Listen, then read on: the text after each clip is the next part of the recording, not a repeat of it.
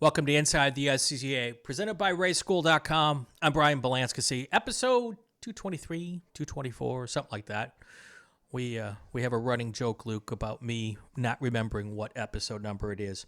We're here for our MidOhio Super Tour preview, and I've got a guy on the show right now I've been looking forward to have on for quite some time. He is the British invasion in Spec MX-5, Luke Pullen. How are you, Luke? Living the dream, Brian. Thank you so much for having me. It's very cool to be here. Now, I work with a Brit, and he always gives me a hard time when I mix up British and Scottish. And so is British proper? It's British proper. Oh God, I feel like I could For me, yes. Yes. You're right, because it depends who you speak to, but some Scots prefer to be proudly independently Scottish and then British. So I don't want to start some sort of war. Oh, come on. It's Okay, just right, you and me. No one else is watching. Okay, Exactly. so off the books. Well, welcome aboard. We're going to get to your whole story in a minute, but we start every show that I have a first-time guest with the same question, so I can't let you off the hook by not getting the question. And I know you haven't watched too many episodes, so you might not know what the first question is. That's always fun. But here it is. How did you get mixed up in this crazy sport that we love? Oh, good question. Right, and we can do like a 5-minute pause here while I think up an answer. You can take as much time as you want. No, I mean, I think for a lot of people, like, I think you are kind of born with the racing bug. Like, I remember as a kid, like, all I could think about was cars and wanting to race, specifically cars. Growing up watching Top Gear and all that, and wanting to be well and truly immersed in that world. So I think we bought like a Honda Cadet kart when I was young. I did one race in it when I was like 8, binned it immediately, straight in the wall. And then that was my only ever kart race. I was like, well, because I broke the kart, and then it just kind of fizzled out from there. And then every single day from then till, being a young adult, if I can still call myself that, it was dreaming and like always thinking I need to be on track. I have to race cars. So as soon as I finished education, I got the most, soul draining job that I could, that at least paid enough to buy a set of tires and pay for some racing. And with that and the help of my parents, we've put everything we can into it. And 2020 to now, been racing Mazdas, and I wouldn't have it any other way. Very cool. Very cool. Interesting. No family connection, just watching on TV, and I want to do that. Yeah, straight in. Yeah, no, no one in my family before had raced or really showed much of an interest. I'm sure there was like casual sort of, touring cars and F1, but no, I'm the first of my line. Being British, though, isn't that, I mean, it's so much a bigger part of the culture in Europe and especially in Britain. I know the Prince Philip was a big Formula One fan. It's just very popular, in many cases more so popular on your side of the pond. So when you told mom and dad you wanted to go racing, what did they say? I think when I was younger, I was like, I want to be a racing driver. I want to do this. And I play the old like Toka Race Driver games on my PS2 Yeah. And all that. And then my dad was like, well, let's take you karting, see if you enjoy it. And I loved it. And then obviously, like I mentioned earlier, smashed into a wall, broke the cart. but that kind of fizzled out then. But then when I really picked it up and started racing cars in 2020, like, I think it caught all of us off guard just how much my parents fell in love with it. I think my dad loves it. My mum and dad love it more than I do. And I love it, But they went from having zero interest for 30, 40 years of their life. And now, like me, they can't really remember a time before we were racing. So cool. It's crazy. So cool. So when you did finally start racing, you said you went right into Mazda. Why was the choice for Mazda? Well, certainly over here, and I know it carries on over into the States as well. Like, in terms of finding a cost accessible, at least in motorsport terms, a cost effective way of going racing, and it was a spec series as well, I kind of asked myself the question, look, here's the money that I can throw at this. And also, I want to know if I'm good at it. And certainly in the UK at the time as well, the Mark 1, Mark 3 championships that we have in the MX-5s are like considered some of the most competitive racing. So I kind of wanted to just be like, look, I don't really do much karting. I'm going into this. I'd like to know off the bat whether or not I'm going to end up spending loads of money on this forever, or if I could do it one weekend and just be like, cool, I was rubbish, but I had loads of fun, and either would have been a win. Sadly, we weren't too bad, so I've ended up spending loads of money for the last 5 years, and I've been caught in that ever since. But yeah, I fell in love with Mazdas immediately, and yeah, that carries on over the pond as well. So you're kind of new to the SCCA, but we kind of there's some wry joking sarcasm that it is the sports car club of Mazda, and it's Mazda has been so supportive of club racing more so than any other manufacturer, especially in the last 15 years. Used to have more manufacturer support than we do now, but now essentially it's Mazda and not much else. And when you've got that kind of support, we spend a lot of time with lots of Mazdas on the racetrack. Is it similar in the UK and in Europe? Is Mazda that big into the grassroots motorsports over on your side of the Atlantic? No. And that was a real big reason why we wanted to go out and give America a crack, because a teammate who I raced with who won the UK championship a couple of years ago called Ollie, he'd been invited, I think in 2016, maybe. Yeah, it was around that time, to the shootout at Laguna Seca, because I think there was more of when it was Global MX-5 Cup. There was a bigger push to get more international drivers to get involved. And then Mazda UK don't really have any influence at all on the racing. And I asked Ollie, I was like, what was that like? He was like, it was amazing. America's amazing. They're all there. And since we've gone over there, I mean, it's crazy the fact that you've got the Mazda trailer at the track, and they're so involved, and it really carries across as well because you've got, I'm sure like Josh and JB, these lovely guys that are well invested in what club racing is all about out there. They're racers themselves, and it's really interesting to kind of have that, the corporate entity that is Mazda be there and give all the support, literally in terms of parts and so on, but to also kind of have you speak on very much a level playing field because they get it. And that is something that's so alien over here. Yeah. It's a real privilege to be a part of.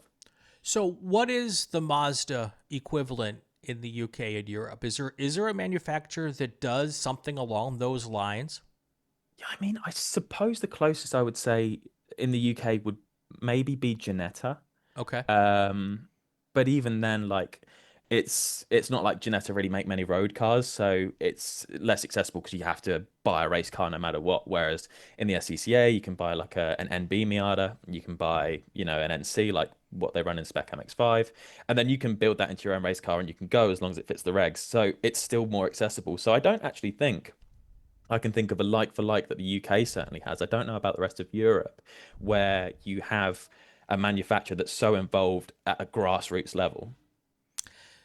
A lot of youngsters in Europe and in the UK are single-seater mindset. What made you go with sedans, tin tops, whatever you want to call them, versus heading down the single-seater route? Money. And not only money, but I mean, because Formula Ford's super big over here. Right. And then obviously, like you say, there is a real sort of single-seater Formula pathway that people see. You've got Formula Ford, you've got Formula V, which is probably super entry level, Formula Ford, F4, so on. And it's really cool, but it's definitely you've got to have a decent amount of wedge behind you and have the right support network. And I think coming in not with any reputation from karting, it was well, look, we're going to give this a crack. And I really liked touring cars growing up. I liked the fact that you could kind of door people a little bit, be a bit rude, trade paint. And, those Formula cars are a bit fragile. I don't know how well I'd get on in those, looking back on the last few years of my racing. But yeah. And then once I got in Mazdas, I was like, okay, well, this is very much me. Right. So the first guest ever on Inside the SCCA is now in England trying to make his way up into European single-seaters. Went to Formula Ford. Now he's in, I think it's called GB4, and doing great. I think he won one of the first two races at Silverstone last weekend or 2 weekends ago. His name's Jason Pribble. Oh, okay. I'm just trying to think. I think I had the wrong name in my head, but it rings a bell. Yeah. So, and it's interesting how Americans who want to go single-seater racing feel like they need to go to Europe, and you wanted to do more Mazda, so you came here. It's a very interesting dynamic, isn't it? Yeah, and you're not the first to mention that as well. I remember at the shootout last year, like a similar comment was thrown around. It's like it's weird seeing that go the other way, but and it is. I just think like looking over at America, especially with MX-5 Cup as well, which globally people watch. You always see like the photo finishes and Sure. stuff, and we know, having been in the paddocks, like so many levels of Mazda has that kind of finish every weekend, Yep. right? And to have that on a stage where more people can see it and actually see a pathway for like, oh, there is a version of this that is pro and there's a clear ladder. And again, with like the support network that you have involved in America, I do think there is a bit more of, typically in sports in general, a bit more clear of a pathway. And me and my dad were like, let's give it a go. Let's throw everything we got at it, see what sticks. If it doesn't, we gave it a go, and that's what we're doing. So yeah. So if the road to Formula One is through maybe England and Europe, is the road to World Endurance Championship and Le Mans almost better for a young driver through America? Are there more opportunities? I think so. I think especially with like, the gravity that the IMSA package holds, stuff like that as well. Um, and we've seen like pathways with drivers in recent years. I mean, you look at Connor Zilic, who's, I think a lot of people would agree, one of the best drivers, not just in America, but probably in the world in terms of Yeah. circuit driving at the moment. Um, and, kind of seeing as an example, oh, there's ways you can climb through here and see that. I think realistically for me, you know, I'm never going to race Formula One, and I'm okay with that. As a kid, I was like, I want to be at the top of the top or whatever. But I'm more content now to just find somewhere where I can race and break even. That's my goal. I want, I just don't, I don't want to keep spending money, but I want to keep racing, so it's finding the balance. But I do think actually looking at it, and I've spoken to a lot of my UK friends that I race with over here, you know, really consider looking at America as a viable option of if you want to try and build a career, why not give it a go? Because I think you're right. I think if you're looking at like, world endurance stuff like that, even stuff like NASCAR, I just think there is a clearer pathway that seems to be laid out there. Racing is not cheap, no matter what level we do it on. Even karts. I know people who have $50,000, $100,000 a year karting programs. But is it more cost effective for you to fly here and spend all that money and travel to race here than it is to try to do this through Europe and the UK? That's a good question. I do still think, I mean, breaking it down, I can only afford really to do the 4 rounds that we're doing this year in Spec MX-5. Right. Barring any more sort of push for sponsorship, which I'm not ruling out because I want to keep doing these races in America. They're great. Of course. But you are right. We are flying back and forth, because I've got to fly there, come back, work, fly back. And there is something to be said for looking at other viable options. But I think the last 4 years, me and Dad have really like had a big push in trying to, get comfortable with the Mazdas and stuff. And we were at a point where we were like, well, look, this is kind of what we know. Why not give it a big push in something that we feel familiar with and just see what happens? So I'm a big believer in sacrificing a year to take a big swing. That's what this year is for us. And so far it feels like it's going well. But yeah, that was kind of the only option in our head. It's so expensive. It was all Yeah. so expensive. So I think you know how it goes. You rationalize stuff, and I think this was the one that we found easiest to rationalize. Sure.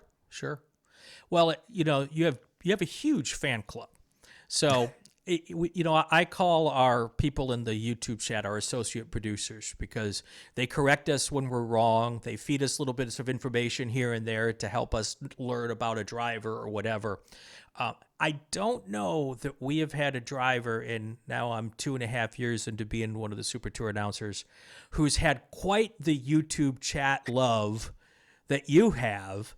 And it's awesome. I mean, there's usually 10, 15 different people on a given race weekend, and it's awesome. Do you enjoy that?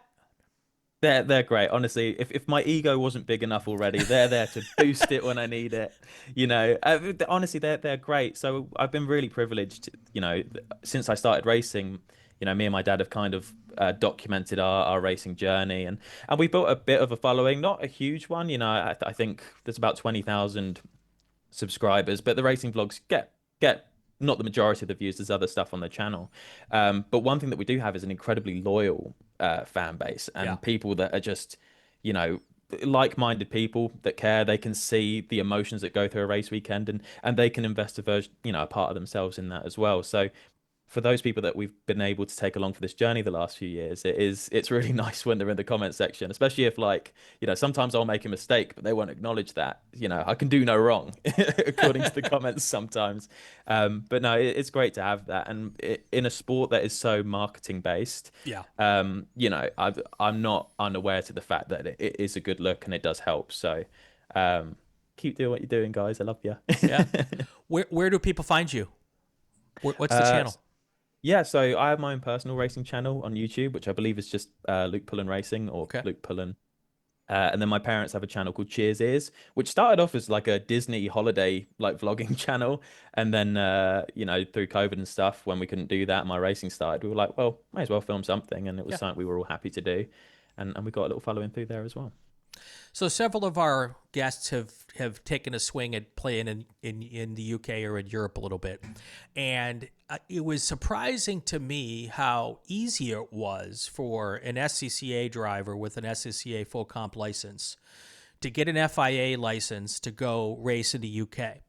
It's not a difficult process. Is it similarly simple when you wanted to come here and decided I wanted to go race with the ACCA? How did you make all that logistically happen?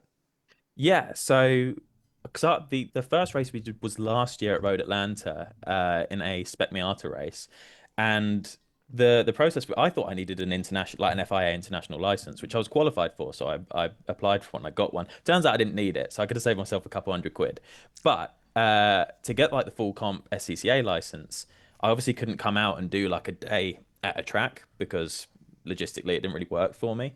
So I went back and forth emailing some people at the SCCA, and at first they were like, okay, yeah, no, not a problem. What are you looking to do for your first race? And I was like, Super Tour. And they went, no.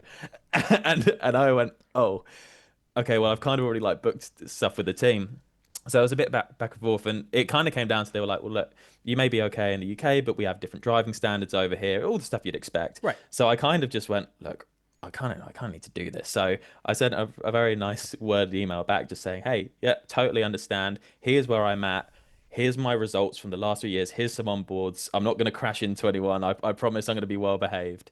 And, that and a bit of arm twisting that they got back and said, okay, not a problem. We'll give you an online course. Did that, came through. And so there was a bit of hoop jumping, but it wasn't, you very much got the impression that they wanted to help as much as they could, and spoke to the right people, moved stuff around. And it was pretty straightforward in the end. Yeah. It's a balance between they want to help, but they also want to make sure that they're not putting just anybody on the racetrack. Yeah. So, unfortunately, sometimes even the veterans are crazy on the racetrack, and it doesn't really matter how much experience you have. I think they're the craziest. Yeah, definitely. So you make this trip over. You do the Super Tour last year. What was that first experience like? Was that your first ever international race? It's my first international race. I've only raced in the UK and America like 4 times now. Yeah. It was really good. Yeah. It was actually one of the standout things was how well run it was. Like me and my dad were like, oh my God, the SCCA know their stuff. Like very well oiled, super well organized. I'm not going to coat off, any UK organizations, but it was a level of fluidity that I'd never seen in terms of just how well run everything was. So that was standout. The weather is a lot nicer. That helps. And the people, we were made to feel right at home. We're however many thousand miles away, but everyone was so kind and helpful. We ran with a great team, CRP, that weekend. It wasn't super straightforward. We had a slight issue at the start of one of the races, but just as an overall experience, it was massively positive. And it was, we were buzzing on the flight back, like, oh my God, we just raced international. Did that kind of seal the deal for you for wanting to come back this year and do more? Yeah, because we did that as our first round last year in terms of just first race, and then our UK championship started literally the weekend after that. So we flew back, went to Silverstone, did that race, and it was funny because we were in the paddock and on the flight, just Road Atlanta is a gorgeous place as well, and me and my dad were like, I don't want to race in England now. I just want to race out here. But you know what racing's like. We got back home and like we're at the paddock and like it's not Road Atlanta. And then we went out racing and we were like, oh no, I want to stay here. And it's one of those. But as the year wore on, me and my dad were like, oh, really want to go back to America. And yeah, so I think that kind of cemented that we would be, no matter what happened last year in the UK Championship, looking to race out here for more for 2025. The driver etiquette, the on track action between UK and here, different, better, worse? I think it's a bit more rough in the UK. Really? Yeah, I think so. It might be the nature of the races as well, because the races I used to run were only like 25 minutes, as opposed to we have like the 25 and the 35 Right. minutes out here. Oh, there might have just been 20 minutes in the UK. See, I've gone local now. I can't remember what it was like when I used to race in England. Yeah, I'm SCCA born and bred now, but yeah, like, so it's shorter races and there's a lot less working together. You know, even Spec MX-5, it's harder to work together than it is in like Spec Miata. The tow's not as powerful. But in the UK, it's like if you're leading a race and someone overtakes you, you immediately try and get back in front. Right. It's every lap, you know, everyone's probably fighting. And that does happen a bit in America, but I do think like there's certainly a lot more, you make a lot more alliances in a race in America. And that's something that I'm definitely getting used to. Yeah. Do you have teammates I'm guessing you're renting a car here. You didn't buy a car here. So yeah. Do you have teammates that you work with at the track? Because Spec MX-5, not so much as Spec Miata, but teammates are helpful, not only with just like sharing information, but on the racetrack as well. Do you have someone you work with typically? Yeah, it's like, because I've got like a hire car that's just for me at the moment. But obviously, I run with W2 Motorsports, who are bloody awesome, by the way. Right. They're so great. And they have another hire car or two. And every weekend, it's been someone different most of the time. So we have Marcello Paniccia. He's going to be annoyed I've mispronounced his surname there. We had him at Atlanta, and he was super rapid and also just the nicest kid. And he was great to work with, and it was good to kind of learn some nuances about the car from him, because it was my first time in the Mark III. And then since then, it's been Frankie Barroso, who, again, loveliest kid, you know, and a great peddler as well, can really drive. So I think each one of us, you know what racing's like. We've had a bit of bad luck here and there, so it hasn't actually always merged very well to us to be able to work together.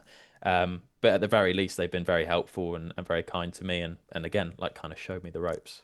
If it makes you feel any better, I get Marcello's name wrong all the time.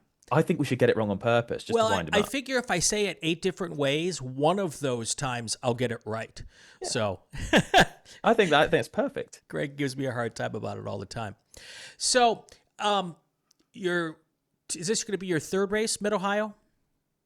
Fourth, but I suppose third this year. The fourth this year. Okay. But technically, because VIR, I DNF'd both races. Got it. So hopefully it's going to be like the third weekend where I complete the races, you know. Yeah. So. Are you planning to do the runoffs? I would love to. Again, we're trying to scrape together the budget. Yeah. It's hard. So it's real hard. It's real hard, and you know, but I'm not going to rule it out, and I really want to, because everyone's talking about how crazy and fun and just how the scale of the whole weekend sounds really cool. So I really want to, but yeah, it's too soon to say whether or not we'll be able to make it happen. So Road America is the track I grew up at, and it is just, if you thought Road Atlanta was great, you're going to love MidOhio, and you're going to love if you get a chance to go do Road America. You know, they call it the National Park of Speed. So yeah. It is just a beautiful part of the country. And I'm a little biased because I grew up there, but I'm not the only one that says that. So let's do this. We're gonna take a quick break. I'm gonna thank all the people that help me do what I do here, and then when we come back, I want to talk about a pretty awesome organization that you are partnered with. I want to talk about MidOhio. This is a different one, folks. Usually, when I get someone on to preview a Super Tour, they've got buckets of experience at a particular racetrack. Not the case this time, and we're going to talk about that. So stay with us for that. Let's do this real quick. I'm going to thank all the folks who helped me do this. Richard R. Penterick and Associates. Dave Penterick, he's one of our racers. He races GT1 and Spec MX-5. He's also great at helping people manage their finances, and he is our go-to guy for that. just a really nice guy, very smart, loves the SCCA. If you need help with working on retirement or whatever else you might need, he is the guy to go to. Ray Esports, the official sim racing league of Inside the SCCA, Stevie Ray and his crew. We're recording this on a Saturday. If we weren't recording this, I'd probably be in a Spec Racer Ford or a Formula V, racing a bunch of my sim racing SCCA buddies and making myself look really silly. But we do that with Stevie Ray. Love those guys. Check him out as well. And then, of course, Solo Performance Specialties. Solo Performance Specialties is where I go to when I'm needing stuff for my autocross program. They go to all the SCCA Solo National Tour, well, most of the SCCA Solo National Tour events, and he's always at the, they're always at the Solo Nationals. So great group of folks. But even if you don't see them at an autocross, you can go to their website. You can order all the stuff you need from there. Ships all around the country, and just a really great group of folks. They're autocrossers themselves, so check them out too. And then, of course, it is Inside the SCCA, presented by RacingWire.com. If you need to get your SCCA license and you want to be pretty certain you're going to have good weather, best place to do that is in Southern California because our weather is often pretty awesome. RacingWire.com is based here at Buttonwillow. 2 tracks now at Buttonwillow, so there's lots of different options.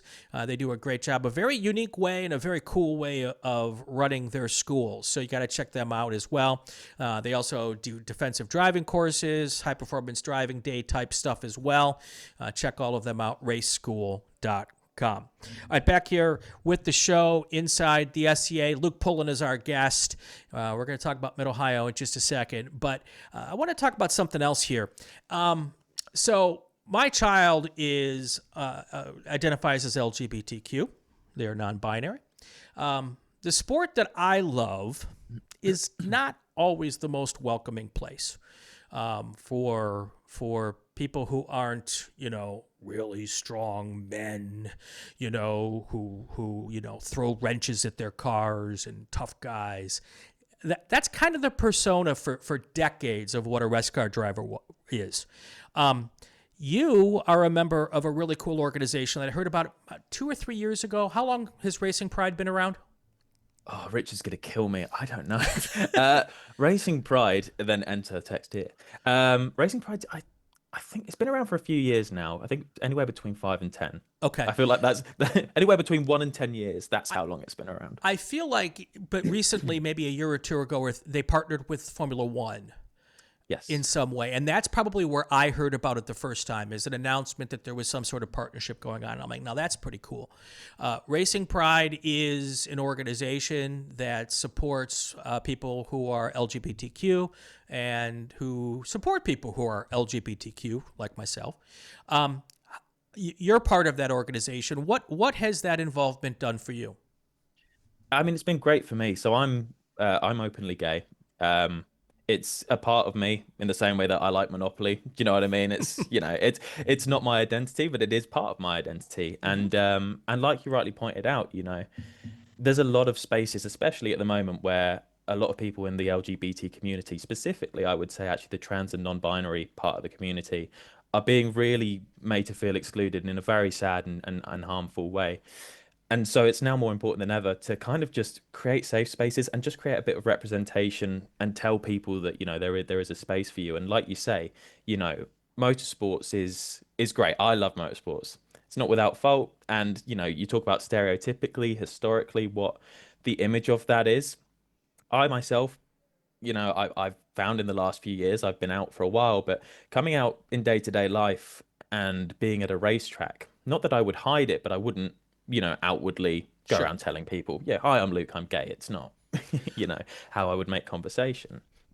But you do, I think, me not being people's archetype, stereotypical, the image of what a gay person is in their head if they're not familiar overly with the community. I would hear a lot of, slurs or jokes that weren't meant to be harmful, but someone would be like, going over data, oh mate, you've been well gay on the brakes through there, stuff like that. And it's, people don't necessarily mean bad by it, but that doesn't mean it's not exclusionary and harmful to certain people.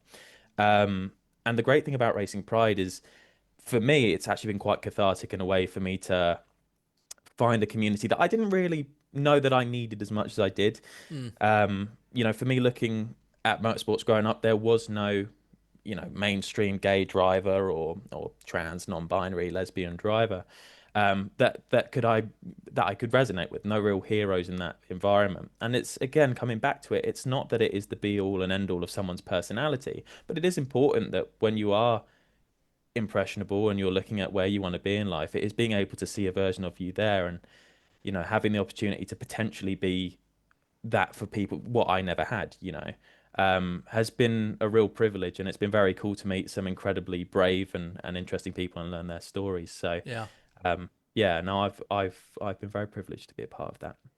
Yeah, I mean, the advancements of acceptance over the last 25 or 30 years have been pretty remarkable, even though we feel like we might be going backwards a little bit right now, which is really frustrating, scary, especially as the parent of someone who is non-binary.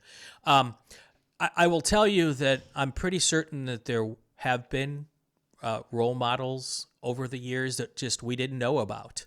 It's impossible to think that in the last 50 years there hasn't been a gay or lesbian race car driver before it was more allowable or easier to come out and talk about those things. And it's sad that that was the case, but we are where we're at right now, and it's great that there are attempts being made to feel more welcoming and allow for acceptance. Again, you said we're not perfect. There is no sport that's perfect. There's no organization that's perfect. There's no when you get 60,000 people as a club, you can't have 60,000 great people. No. It's impossible. As much as I would love that to be the case, but it is cool that we're trying to make strides in that regard, and I really applaud Racing Pride for doing what they do, and it's great that there's an attempt being made. Maybe not a home run every time, but we're getting doubles and singles. Yeah, exactly. And sometimes doubles and singles is what wins you the game. Yep. And it's not about winning. It's just about, again, just providing a safe space, a place where people can just be like, oh, we all have this shared interest. And also here's this other part about us that we can kind of talk about and share and feel safe. So it's very nice to be part of quite a chill vibe, to be a part of that and be like, hey, here's some representation for you. Not stepping on anyone's toes, just showing you that there is a place for you. And sometimes that's all it needs to be. Absolutely. All right, let's talk about MidOhio. You've got hundreds of laps under your belt at MidOhio, right? So much experience. They call me Mr. Ohio. That's what they say. They're thinking of naming a few corners after me, actually. So I'm told. Oh yes. I have no idea. The Pullen keyhole. So I've been called worse. I have no idea. Their layout, I don't know if the turn one's a left or a right. I've got no idea what MidOhio looks like. That's not me like being like, oh look, I don't know the track. I do not know it. I should have gone on the sim by now. I haven't. I've been very busy playing Mario Kart. So yeah, I will do some practice before Ohio because it is like 2 weeks away. So yeah, we're recording this the weekend before Portland. So we've got 2 weekends from now. So you've got 13 days. Actually 12 days because I think we're qualifying on Friday. So how every race here has been a brand new racetrack for you. Yeah. Talk a little bit about what you do to prepare to go to a racetrack that you've never been to before, especially considering you can't even show up and look at it because you live on a different part of the world. Yeah, it's pretty fun. I quite like it, because at the very least I can give myself a get out of jail free card if I'm rubbish. I can be like, well, actually, I've not been here before. Fortunately, I haven't really had to use that yet, which has been quite nice. It really is quite fun because, most people nowadays have a simulator. If you're interested in motorsport, someone's got some level of it. Right. I typically have not done a lot of iRacing or much sim racing, but this has kind of given me an excuse to get into that. So this year, the week of a race, I do believe I can, for me, too much practice is very much a real thing. I start picking up bad habits that might not carry over to real life. So the week before a race, Every day I'll probably do about 45 minutes before I get bored. Just Yep. pump in a few laps. I'll go on iRacing. There's like the Legacy like MX-5 Cup car, which Hmm. was the Mark III. I'll hop in that, do 45 minutes a day, make sure I'm kind of comfortable. I know where the track goes. Right. Road Atlanta was fine because I did know the layout of that, just through video games. So I practiced on that, went pretty good. Nola, I had no idea what Nola was. So week of, I just hopped on and was like, oh, I can figure this out. It's not too Where bad. did you find Nola? On a set of Corsa? Yeah, I downloaded a mod on a Assetto Corsa. Okay. Yeah, which again, like that's where the bad habits can creep in. Because in my opinion, don't want to send fire towards a Assetto Corsa. I do really like it, but I think the curb physics just are terrible on it. Got it. Like you touch it and it like spins you out. But then also when we went to Nola, the curbs were quite slippery. So who am I to say? Yeah. So I did that, and then VIR. I roughly knew the direction of VIR. I knew what it looked like. Did a week's practice on that, and now with Ohio coming up, week of, I'll probably hop on the sim, do a bit, and then hopefully not suck when we get there in real life. So you're being modest. You really are. You did DNF twice at VIR, but when your car was working, you were kicking booty, dude. We're gonna put some video up right now, and it's funny. I asked you to send me some video, and you sent it to me, and I edited it down to a 2-minute chunk because that's all we really need. And I said to myself, "Wow, this is the most boring video," and the reason is because you're leading the dang race right from the start, and you were until your car broke. You were the class of the field that first race. Thank you. Yeah. So whatever you're doing worked. They call me Boring Luke. That's what I aim to be. Yeah, no, that's very, very kind of you, Brian. Thank you. Yeah, it was honestly, I knew I would gel with VIR because there's a track in the UK called Cadwell Park, Okay. which is essentially like a motorbike track that we race cars on, and it's like a smaller, narrower version of VIR. VIR is like the big boy scaled up version of it. Right. And I've always, like, for me, Cadwell's like my manor. I'm like, okay, I go there, I'm going to feel really good. Because it has a lot of elevation change. It's kind of like a roller coaster. And Right. obviously, you've got a whole part of VR that's called, roller coaster. So I had a feeling I'd gel with it. But even I was a little bit like, oh, wow, I didn't think it would be that quick. So that was really fun. And it was just, stuff happens in motorsport. We know it doesn't always go your way. But it was nice to be out front whilst I was. Yeah, and then we were saying come on Sunday, and the problem wasn't completely fixed, so that was unfortunate. But when you were out there and running out front, the Mazda guys are at the racetrack. They're keeping an eye out on all the different drivers out there. You must have impressed so far the folks that you need to impress, right? It worked out great for me because chances are I was probably going to bottle the lead anyway. So it gave me a great out. I was like, car broke, but I would have won it. I would have won it. To be fair, like, I'll hold my hands up and say, like I mentioned earlier, the driving style in terms of the racing is very different out here. So, towards the back end of the race, before the gearbox really started giving way, it was showing signs, and then it kind of, munched itself. But, there was a point where I probably was getting a little bit too racy. I had Jacobs having a look at me, and who else was in that lead? I'm trying to remember now. But I probably got a little bit UK in terms of I was like, I will lead every lap,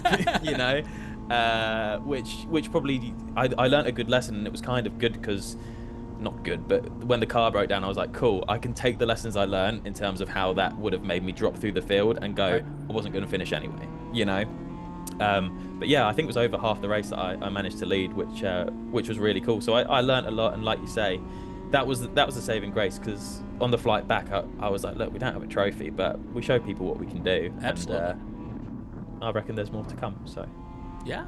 Well, that's why we're looking forward to seeing it MidOhio here. All right, so getting ready for MidOhio, you do the sim racing. Anything else you do with a brand new track? Because obviously all of your tracks have been brand new. When you get to the racetrack on I guess this weekend at MidOhio, it's going to be probably Thursday afternoon or Friday morning. Anything you do to try to get yourself up to speed faster? Yeah.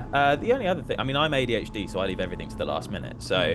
That's how it manifests itself in me. So what I'll do is I'll have done like 30 minutes practice the week of, and then like we'll get to America, we'll stay in the hotel like the night before, and then I'll be like, I've not prepared enough. So I'll just go on YouTube and I'll just see if I can find any MX-5 onboards.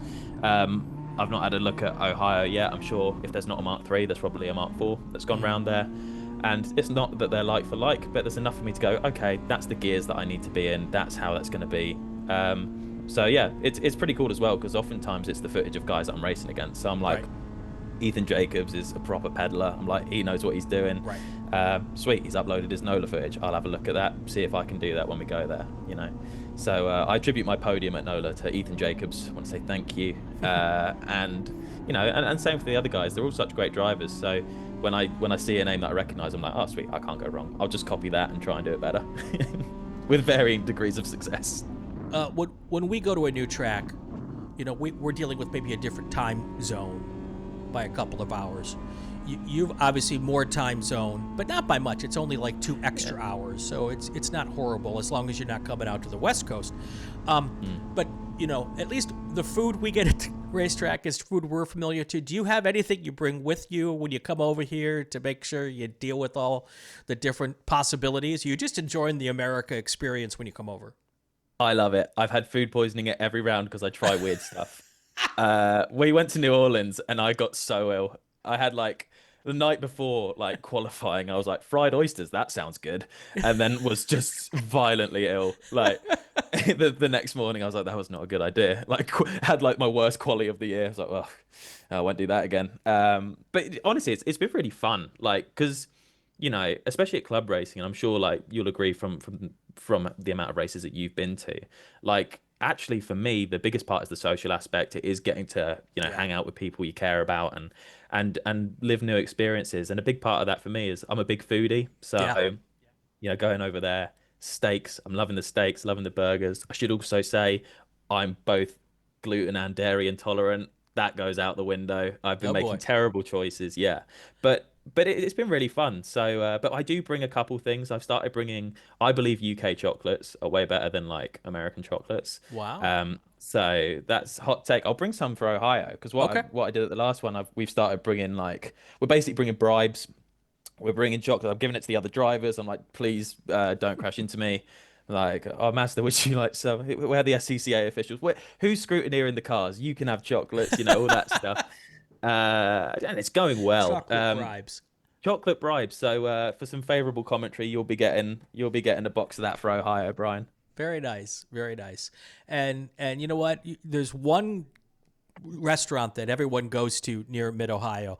There's not a lot right by the racetrack, but there's a steak place. So I will open the invitation to you on Friday or Saturday night to join us and come and have dinner with us. That will be awesome. Oh, that's very kind. Yeah, absolutely. So cool. Well, that's good to know that you're game to try just about anything. And that's fun. That's a good way to experience it. Usually we try to avoid alcohol so we're not sick on the day of racing. You just need to avoid all food. Yeah, I don't. There was one race weekend a couple of years ago where I did that. Night before, not obviously before, like directly before getting in the car, but yeah, that I won't be. That was a hard lesson learned. Yeah. All right. I think that's probably a good place to start wrapping it up. You know, we always give everyone an opportunity here at the end to thank all of the people that helped them go racing. So this is your opportunity to do that. Awesome. Thank you. Well, thank you to all the lovelies that get involved in the live chats. You guys rock. You're great. Thank you to the SCCA for running the weekends. To yourself, Brian, for helping make them exciting and fun to watch. Thank you to my sponsors, as per, Racing Pride. Loads of people. Just, you know, and thank you for watching this if you're still around. Yeah, just very grateful. This year is a real big swing for us. We're having lots of fun. And we're just going to treat it, you know, I hope something will come of it. I hope I'll be racing out in America again. But if I'm not, I'm just treating it like it's a once in a lifetime opportunity, because for a lot of people it would be. And so just taking every day as it comes. So thank you, everyone that is a part of that, for sharing it with me. All right, last two questions. What's the dream next up is the first question. MX-5 Cup. Okay. Yeah, that's where I want to be. And then what's the big dream?